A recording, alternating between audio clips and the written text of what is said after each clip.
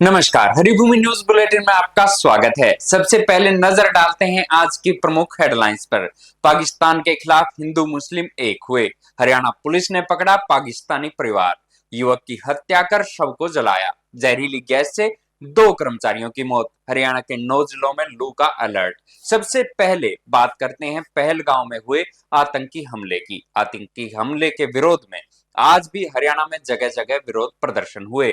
फरीदाबाद के बड़खल में मुस्लिम समाज के लोगों ने जम्मू कश्मीर के पहलगांव में हुए आतंकी हमले में मारे गए लोगों की याद में कैंडल मार्च निकाला।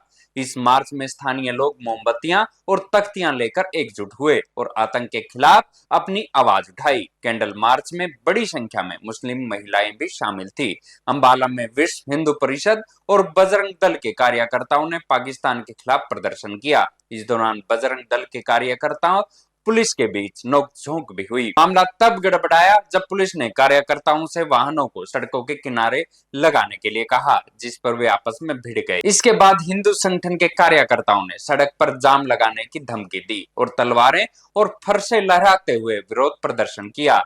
इस बीच रोहतक में आर्य समाज के सदस्यों ने भी आतंकी हमले के खिलाफ पाकिस्तान के विरुद्ध नारे लगाए। फतेहाबाद में मोबाइल विक्रेताओं ने आतंकी हमले के विरोध में बाजारों को बंद रखा। अब बात करते हैं हिसार की।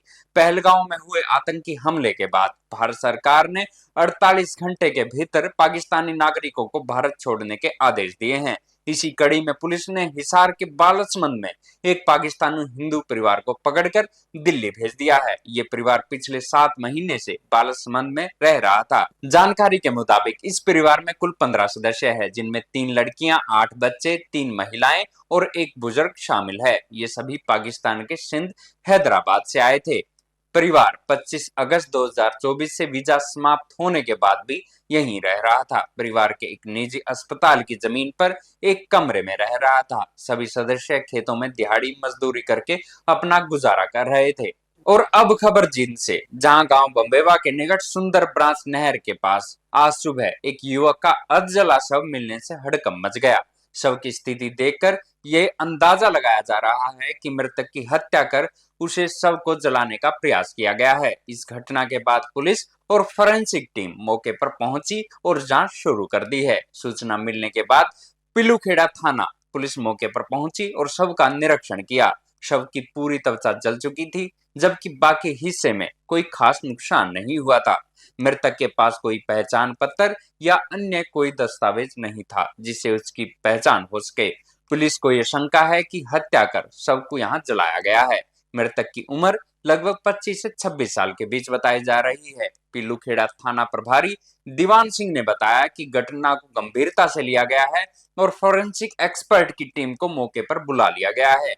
टीम ने मौके से सभी जरूरी सबूत इकट्ठे कर लिया है। पुलिस ने आसपास के गांव में मृतक के बारे में सूचना दी है ताकि उसकी शिनाख्त हो सके। अगली खबर महेंद्रगढ़ के नागल चौधरी कस्बे से आ रही है, जहां 2 सफाई कर्मचारियों की जहरीली गैस से मौत हो गई। कर्मचारियों की मौत शिविर में मौजूद जहरीली गैस के चलते हुई। दोनों ही कर्मचारी आसपास के ही गांव के रहने वाले थे, जिनकी उम्र 30 साल से कम थी। मृतकों की पहचान मोहनपुर निवासी करीब अनूप कुमार और ढाणी